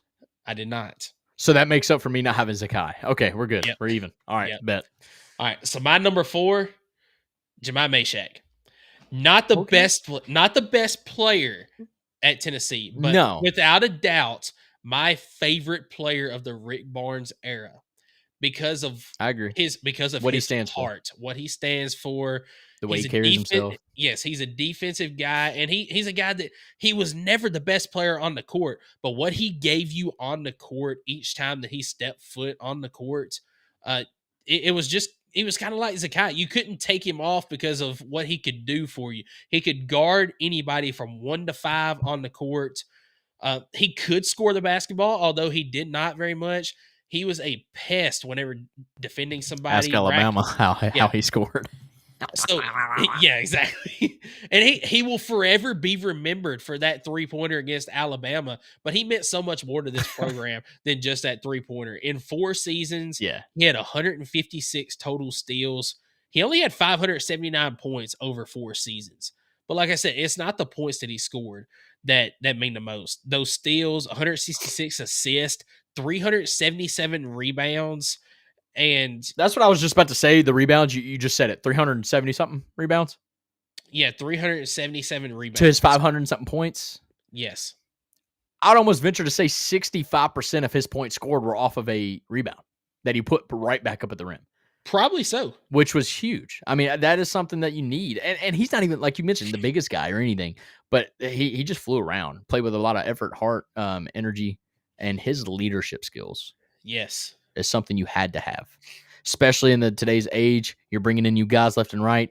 They don't know the culture that you need to have. He did. And he was that player's coach, right? That needed to hear it from somebody other than Rick Barnes or somebody, an assistant. Jemai Meshack wasn't afraid to get in your butt as a player, as a teammate, to get the best out of you. Yep. So he's without a doubt that's a good one. My favorite player of the Rick Barnes era. Yeah. It's hard to say favorite for me, but that he's 100% one of the best men and young human beings that has ever came through that program. So, yep. Number 3. It's podium time. It's podium time. So. Oh, I love my podium. Jawan Jennings. Can't believe you haven't mentioned him yet. You want to talk about a dog in a VFL? I mean, this guy. You want to talk about underutilized? This guy. I think it was during the Jarrett Garantano days when he came back. We ain't even going to talk about the Dob nail boot that he caught against Georgia, right? But we're talking about the year off hyenas that he took with the coaching staff, even though he was pretty much right. Came back with the second coaching staff and got to play another 2 years of football with the University of Tennessee, and just a guy that couldn't be tackled. Not alone. I mean, he was not allowing the first guy to tackle him. There were so many games during the Jeremy Pruitt era that he literally carried. Like South Carolina game comes to mind, where he just took over. And he started the game at quarterback. Yep, that's what I'm saying. Like I don't understand why this dude didn't get more touches. He's like I would say like I don't want to say this, like the Brew McCoy of like 2 years ago. And like, it's just like, man, just give Brew McCoy the ball. Like, he can't be tackled one-on-one. Yeah. Like, like he was that guy. I mean, and he plays with so much heart and effort. And to see him balling out right now in San Francisco is so heartwarming, because like, I knew he had it in him. Like, sure, he ran a little wanky. Like, he didn't look like the fastest guy or anything like that, but he's really done well lately to kind of get his body right. He runs a lot faster now, but he's still just as strong and physical as he was at Tennessee. And this dude was just an absolute baller. One of my favorite wide receivers, not named Cordell Patterson just because he's different, but the heart and effort that Jawan Jennings gave and the love for the University of Tennessee that he shows, that's 100% top 3 for me. Yeah, and you talk about the Dobnell boot. That's not even my number one memory of him. It's that Florida game earlier in the season when he caught like the juggled pass on the sideline. Yeah, like, stayed in bounds on it. That was just fantastic. So many memories this guy gave us. Control. Oh yeah, so many good memories. But I mean, you absolutely got to mention the Dobnell boot. I mean, goes up above everybody, brings the ball down. He came in as a quarterback recruit. Yeah. Yeah, came in as a quarterback recruit. And for all the crap we give Bush Jones, that was the best move he made, was putting him a wide receiver. I totally agree with you. Like, about the only good move that he made. And now he's making millions in the pros being a wide receiver. I think that was huge. Obviously, he wasn't going to compete with Josh Jobs for the quarterback position. And so, yeah, I mean, moving him to wide receiver, even though he's a little bit slower at first, he got his body right, and boy, he whatever he had to do to get the ball in his hands, I got to credit Bush Jones for that, because the only way you were going to be able to put the ball in his hands was at wide out. And man, I love the memories he gave us, man. That was a great Florida game, yes, because the first half, dude, we were losing 21-3. Then in the second half, we just explode in the Smoky Grays. I remember that play alone where he caught it juggling on the side, like our TV. Yep. For some reason. I love Dish Network. Back then, it like literally like paused. I don't know if weather was coming through or what, but like we didn't get to watch the play, and then all of a sudden we see like the score is like just dramatically different by the time we got our TV back. We're up like 2 touchdowns, and I'm like, what happened? And it was so cool going back and watching the highlights. I just remember being like starved of those plays, being able to watch it live, because we lived in a hole basically. And no, that was 100% a core memory, and that's why he's my top 3, man. Jawan Jennings. So nobody better argue that. I will come and slap you, mama. I'll tell you what. So my top 3 are all the people that influenced me to love Tennessee athletics the most when I was little. Okay. Number 3 on that list, Eric Ainge. We talk about Eric Ainge, EA show. But it goes deeper than that, because the very first season that I remember watching in Tennessee was the 2007 season. This was his senior season, and the very first game that I remember watching was the Cal game, first game of the season. Yeah. Him and Robert Meacham completely went off in that game. Robert Meacham had close to 200 yards receiving in that game. Just a fantastic game. He is the last quarterback to beat Bama, Florida, and Georgia in the same season. And he is the last quarterback to the SEC championship. Yes, the last quarterback to make it to the SEC championship. We won't talk about throwing the interception in the back of the end zone. But, he does. He talks about it all the time. He talks about it all the time. But he had a fantastic career at Tennessee. It was injury laden, but he fought through that. He is also still he is tied for the single season or the single game touchdown record with 7 that he got in a 5 overtime victory against Kentucky. So he is the very first guy that I remember watching at Tennessee in football, and just that entire season made me love Tennessee football. Unfortunately, things kind of went downhill after that for quite some time, but remained a Vol fan. And like you said, it's a core memory for me watching that season and just developing my love for Tennessee football. Right on.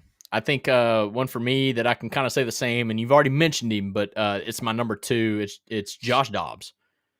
In the 2013 season, I was always a big believer. I think it was maybe 14, but he was a freshman. He wasn't a starter. But we were watching the eras of just absolute monstrous dual threat quarterbacks. Like one that comes to mind is, obviously Texas A&M's Johnny Manziel. And we did not have that. We didn't even come close to having a dual threat quarterback. And at that point, we were playing some guys that just weren't good at all. And, Josh Dobbs wasn't great either, but man, he showed so much potential in the little times that he got that I'm screaming as a 12-year-old, like, dude, just let him start. Like, give him the freaking reins. Let's go. I was such a big believer in Josh Dobbs, even when felt like nobody was. And he finally got his chance, and he put up a fight against Alabama when he came in the second half, and really, really made some plays. Now, at that point, I think Alabama kind of pretty much secured it, but overall showed me some promise, some fight, kind of carried that.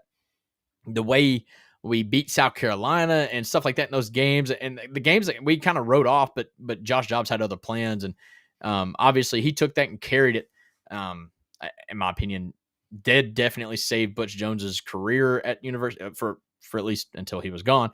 And just being that kid in middle school and high school, and never beaten Bama in my childhood, going through school. Obviously we beat him in 2007, but no, I didn't talk football when I was 6-7 years old. But having him come through, and he didn't beat Bama, but he did beat Florida. He did beat Georgia.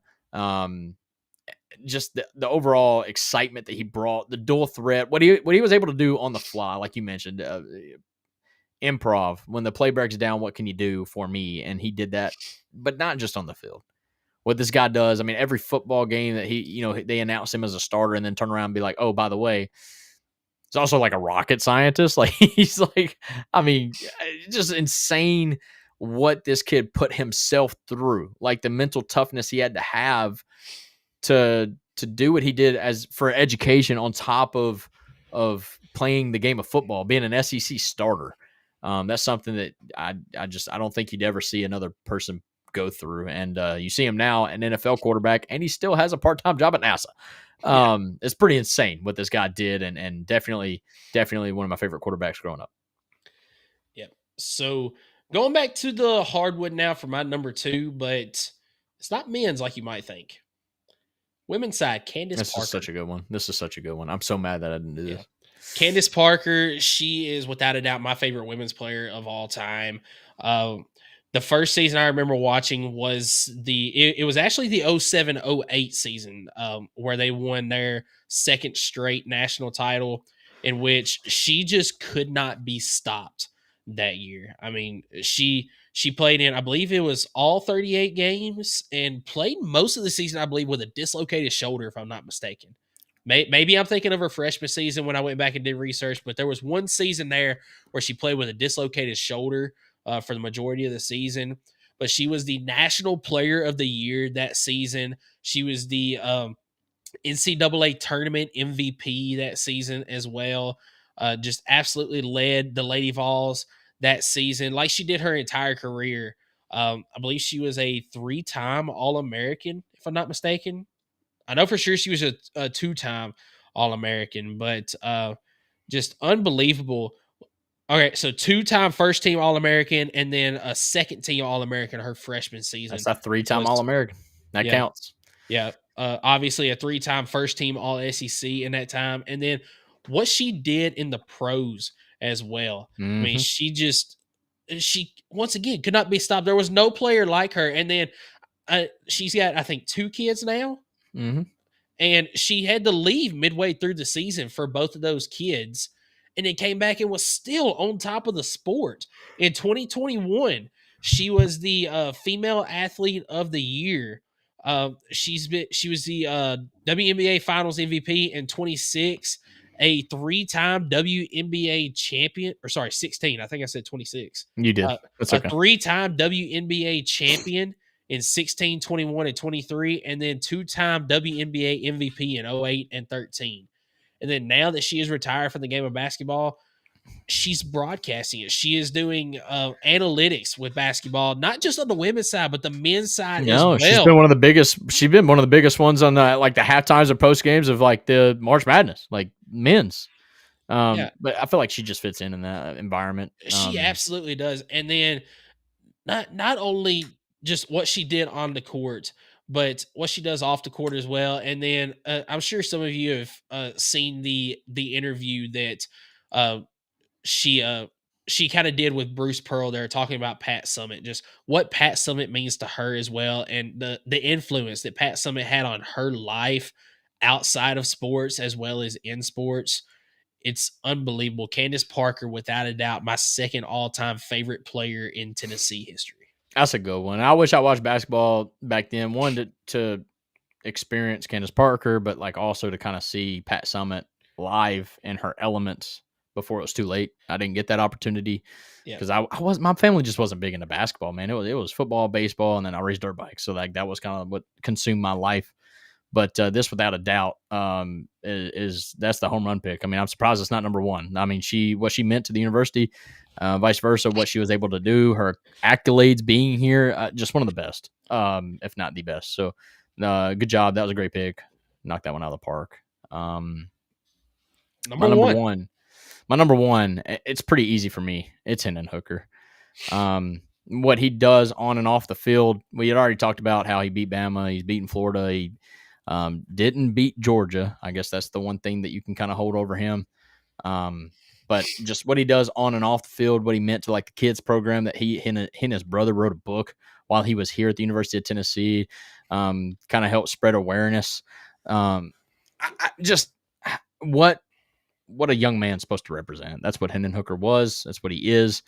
And I do think even from a national perspective as a football player, his athletic ability and his football IQ was shadowed by the fact that everybody thought this was a gimmick offense.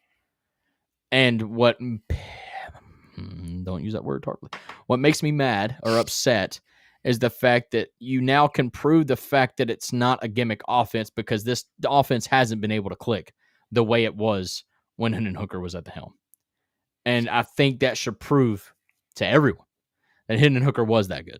And Virginia Tech just wasn't the good fit for him. Like that's what people allude to. They look at how mediocre he was at Virginia Tech to how amazing he was at Tennessee and just immediately think it was because of Josh Heupel's offense. No, that's called a good fit. It's when you find your spot. That's one of those successes of a transfer. You know, you have failures when you transfer, you have success stories when you transfer. That was just an ultimate perfect match. And I'm so glad it happened for Hendon Hooker when he stayed. But that's not what he thought he was coming into at the University of Tennessee. But he stayed here. He gutted it out. Even battled Josh Heupel's guy and Joe Milton to finally get that start. And he never looked back. And he ran with it. And the first quarterback in my memory to win double-digit regular season games in a season, and helped Joe Milton eventually get that 11th win in the postseason. I think just ultimate VFL. Just man, what a turnaround that Tennessee football needed, and he was that guy again. I'm pretty sure he was the first quarterback, maybe since Josh Dobbs, to lead the band, right? Or did Josh Dobbs even lead the band? I think Josh Dobbs did. I think he did a senior year as as a farewell. But you know, Hendon Hooker after beat Missouri, I think they went up like 9-1 at that point in the season, or maybe I don't know. I think it was 9-1 in the season because they had South Carolina and Vanderbilt left, and he led the band. I think both of those games were away games, but he led the band, and that was just a so wholesome moment. I just hate what happened the next week, but this dude's number one, hands down. Yeah, I mean that's a great pick at number one, and definitely one that's would probably be number one in a lot of people's list. My number one, the only reason that Candace Parker was not number one is because of this guy right here. Just had a documentary made about him. It's Chris Lofton. That's a good one. It's Chris Lofton, man. He was absolutely the first person that I remember watching Tennessee basketball. Over Kevin Durant. Yeah, that's a core memory, that shot over Kevin Durant. You know, never made it past the Sweet 16, but you know, he was 3 years in a row made over 100 3-pointers. I mean, when you looked at the single season 3-point record for Tennessee, it was Chris Lofton, somebody, and then Chris Lofton. course, now Chaz Lanier has etched his name atop Chris Lofton's, but 3 out of the 4 names on the top of that list were Chris Lofton before Chaz Lanier came in this year. And, growing up, watching Tennessee basketball, watching Chris Lofton play, I actually would take a T-shirt. I had a T-shirt when I was little that with an orange marker, I put a number 5 on the back of it. And I would go around the house. Of course, I had one of those over the door hoops that I would just put that T-shirt on and I just start hooping in the house with that, pretending I was Chris Lofton. And of course, you got Bob Kessley, Burt Bertelkamp. That every time I'd hit one, money, I would say it every single time. But just a core memory, and then especially after watching the documentary on the SEC story about him, seeing what he battled his senior year, and still was one of the best players on the court, game in and game out. It makes me love him even more as a player. Without a doubt, my favorite Vol for life of all time. You know what's so fitting about your pick here?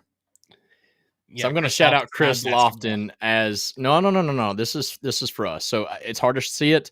Chris Lofton actually signed this basketball to the Vol Fanatics Show. And that wasn't too long ago. I was actually able to sit down and have lunch with him.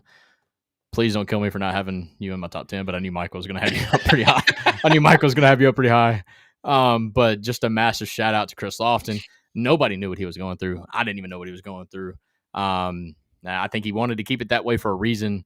He did a great job with that, and just the way he battled and kept basketball first, and the stuff on the side behind him, and really kept the focus. The main thing, I guess, is what you would say. But just a massive shout out to that guy, because he's still around.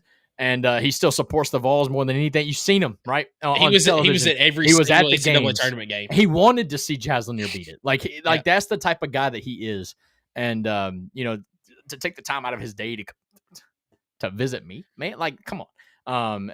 Just that's just the kind of guy that he is, and just a massive shout out.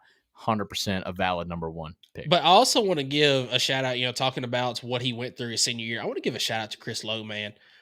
He could have absolutely, when he found out the story, he could have immediately posted it and just been like, look, he could have got them clicks, right? That's what I've got the inside scoop on this. It's exactly what I want. But he respected Chris Lofton's wishes. And Chris Lofton told him, he said, look, if you wait until the end of the season, I will give you the full sit down. You got the exclusive story. I will tell you everything.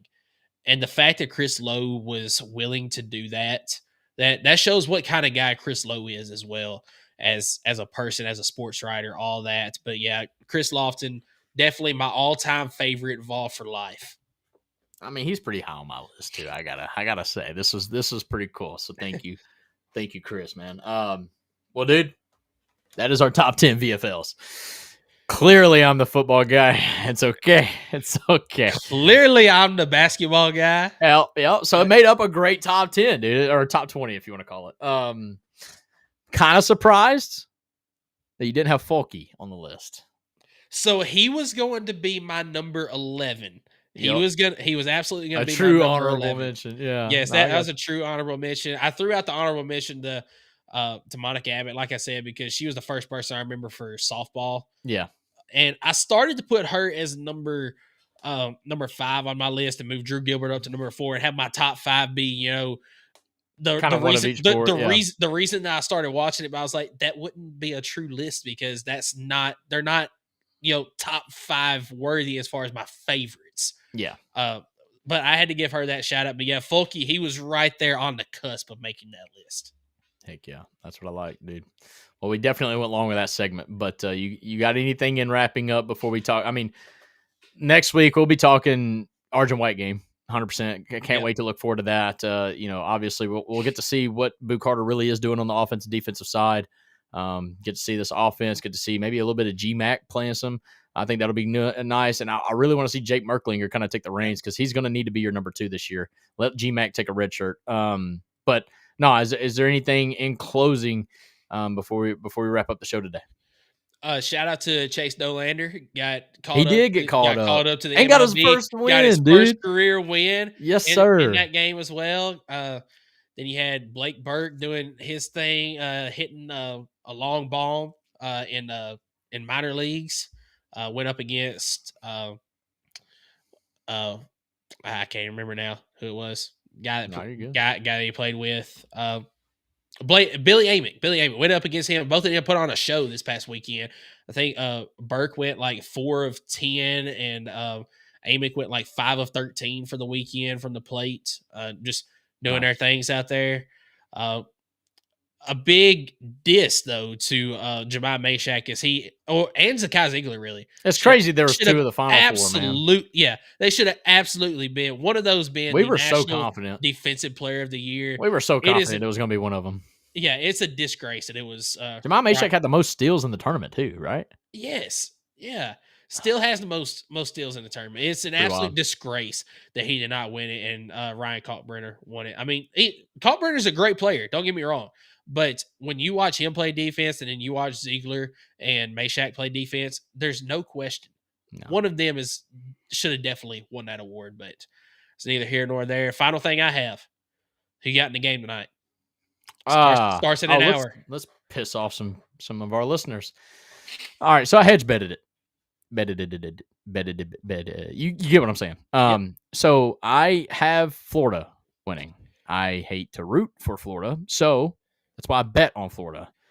So if they lose, totally fine. Totally fine. That means they didn't win. It means Houston won. I think that bodes well for Tennessee, right? The last thing I want to do is bet on Houston though, and they lose, and I lost the bet. You see what I'm saying? So I hedge betted it. Bet on Florida. I bet the over of the 140.5. I think I'm thinking like a 77-70 game. Yep. So I bet the over there. But I am rooting for Houston. I know that sounds dumb. Like you want to win money. No. That's what a hedge bet is. Like that way it's a win-win situation for me. I will sacrifice some money to make sure that Florida doesn't win. So I bet on Florida. That way, if they lose, I'm totally cool with it. But I do think, as a betting man, I think Florida's going to win. I think, Houston does rebounding very well, and they tip it out very well. I think where it gets canceled out is Florida's big. They've got 3 or 4 big players that I think is going to be able to cancel that out. And I do think Florida's got better shooters. Now, Houston's got Sharp, who came on hot against Tennessee. Definitely cooled off against Duke. Will they get it back? I don't know, but I do know one thing's for sure. Walter Clayton Jr., 30 bomb, it's going to happen.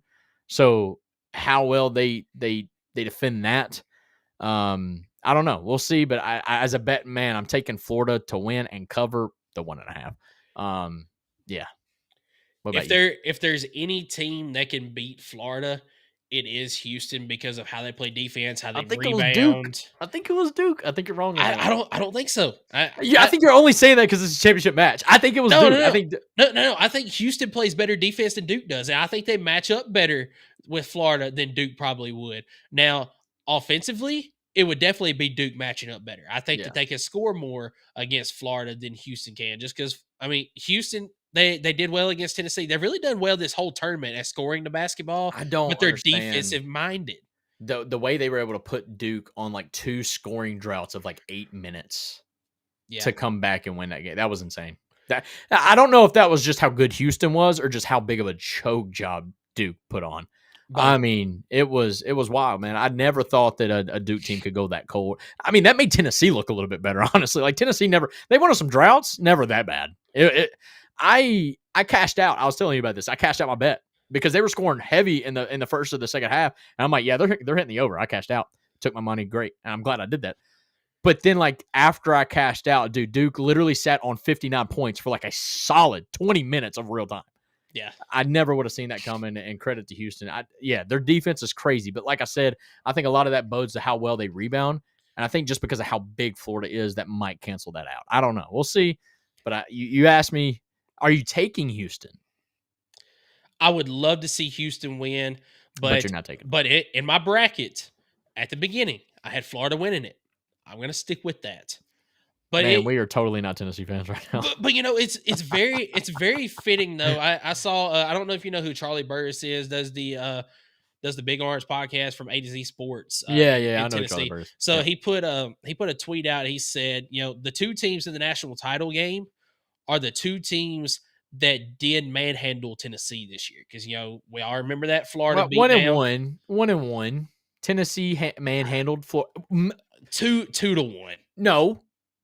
Dude, Tennessee beat them by 20 without Zakai and Igor. Bro, they literally only had 5 scholarship players when they beat them by 20. But that SEC championship game, That wasn't a manhandle. Maybe not a manhandle. It was but a 9-point game, if that. Florida handled Tennessee for the most part. It was a double-digit game most of the game. Whatever. And then Houston, Agreed. they absolutely manhandled Tennessee in that game. That's Tennessee was not ready for it. So the two teams that are in the national title game are, Tennessee can say, look, they're the two teams that beat the crap out of us. Nobody else beat us as bad as they did. Yeah. So I mean, Tennessee, I think, finished exactly where they're not saying they supposed to finish, but like they've been a top 8, top 5 team all year. Yep. They got put up by a 1 seed. You can technically say you came in 5th place. Like, what more can you ask? Like, I don't know. Like, especially considering Houston went to the championship game, you can absolutely say you were the best 2 seed, and they were seeded the best 2 seed. So I mean, yeah, I mean, you know what I'm so happy to see though? What's that? Auburn is not in the national title game. Man, Auburn does not have a chance to win it. As much as I hate Florida, I don't like to use the word hate. I very much dislike. I hated Janai Broome. Janai Broome and Chad Baker Mazzara. Like that dude, their attitudes were just god awful, and it's great to see them not playing. I wonder if they sang Rocky Top on the way home. That would have been nice. Well, maybe we can get the video of that. No, I'm joking. Wrap it up, man. It's been a long show. You want to send us home? Yeah, great show today. We will be back on normal schedule as long as there's no pending work. No, I'm joking. Yeah, as long as there's no unforeseen circumstances going forward next week. But appreciate you all tuning in. Make sure that you like, subscribe, share the video. We're trying to get it out to everybody. We're sitting just shy of 400 subs on YouTube. Appreciate you all tuning in, and everybody, go Big Orange.